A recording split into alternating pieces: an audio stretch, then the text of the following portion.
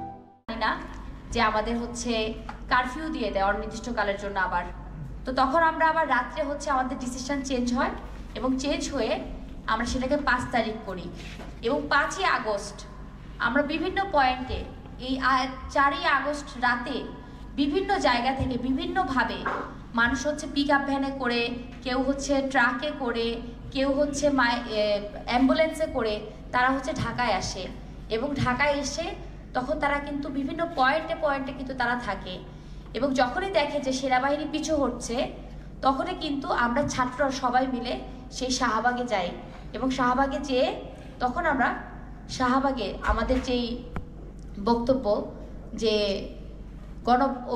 গণভবন অভিমুখে আমাদের যাত্রা এবং হচ্ছে শেখ হাসিনার পদত্যাগের দাবিতে হচ্ছে আমাদের যে পদযাত্রা সেটা শুরু হয় এবং সেই পদযাত্রার মধ্যেই আমরা সংবাদ পাই যে শেখ হাসিনা পতন হয়েছে, সে পদত্যাগ করেছে এবং সে দেশ হতে পলায়ন করেছে।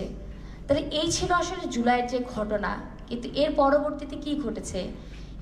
আমরা আন্দোলনের ভবিষ্যৎ নিয়ে কথা বলছিলাম যে আসলে আন্দোলনটা কোন দিকে যাবে, আন্দোলনটা কি হবে। এমনিতে শাকিল আর কি বলতো যে শাকিল এইভাবে বলতো যে আমি আসলে অনেক কিছু প্রিডিক্ট করতে পারি। প্রিডিক্ট করার কথাটা কেন বললাম, আমরা অনেক মজা করতাম যেহেতু বন্ধু ছিলাম, আইসে প্রিডিক্ট করতে পারে। প্রিডিক্ট করার কথাটা বললাম, শাকিলের 27 তারিখের যে স্ট্যাটাস, শাকিল কবিতা লিখত, ছবি আঁকতো, আমরা একসাথে গান গাইতাম। প্রিডিক্ট করার কথাটা বললাম এই কারণে যে শাকিল 27 তারিখে লিখেছিল যে মানচিত্র আজ মৃত্যুনগরী, আর্তনাদ জমেছে পতাকায়, আমি পেয়েছি স্বাধীনতা নামে বুলেটের আঘাতে শেষ নিঃশ্বাস।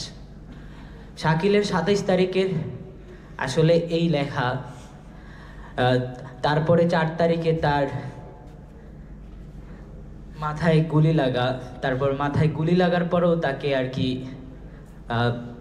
তাকে বাড়ি দেওয়া মাথার ভিতরে, আমি ওদিনকার ছিলাম।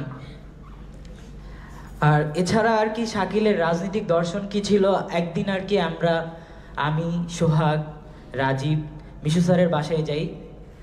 ওদিন মিশু স্যারের এক বন্ধু ছিল, মিশু স্যারের বন্ধু বলতেছিল শাকিল যেহেতু বাংলাদেশ ছাত্র ফেডারেশনের ঢাকা মহানগরের সাংগঠনিক সম্পাদক ছিল ওদিন, তাই আর কি শাকিলকে জিজ্ঞেস করছিল যে তোমার রাজনীতি কি। তখন শাকিল বলছিল যে আমার রাজনীতি হলো কফিল আহমেদের গান। মানে একটা মানুষ আসলে মানে মানে কতটা আর কি মানে ওর ডেপথ আসলে আমরা কোনোদিন ধরতে পারি নাই। ইভেন আসলে মানে মানে আমি যখন আর কি বাংলাদেশ ছাত্র ফেডারেশনের আমি আর কি কোনো সময় নেতা হইতে চাইনি। আমি শাকিলের মতো এত সাহসীও না, মানে বন্ধু হিসাবে ওই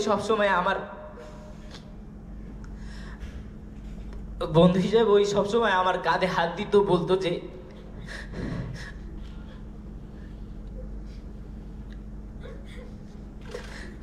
কি যে হারাইছি, ওই আমার সাহসটা ছিল আর কি শাকিল। আমরা একসাথে অনেক আর কি এই স্বৈরাচারের বিরুদ্ধে আমরা অনেক দিন মানে আমরা একসাথে ধর্ষণ বিরোধী লং মার্চ করছি, সুন্দরবন বাঁচা আন্দোলন করছি, আরো অনেক আন্দোলন একসাথে করছি। আমরা আসলে ইভেন ফ্যাসিবাদ বিরোধী আন্দোলন একসাথে করছি। আমি এত সাহস কোনো সময় পাইতাম না। শাকিল সব সময় আমার সাহসটা ছিল যে ওই সব সময় ব্যারিকেডটাতে সর্বপ্রথম হাতটা দিত। শাকিল এই সাহসটা ছিল। ইভেন 4 তারিখে যেদিন আমরা যাই 10 নম্বরে, ওদিন আসলে এত স্টুডেন্ট ছিল না। শাকিলের ওদিনকে আসার কথা ছিল না। আমরা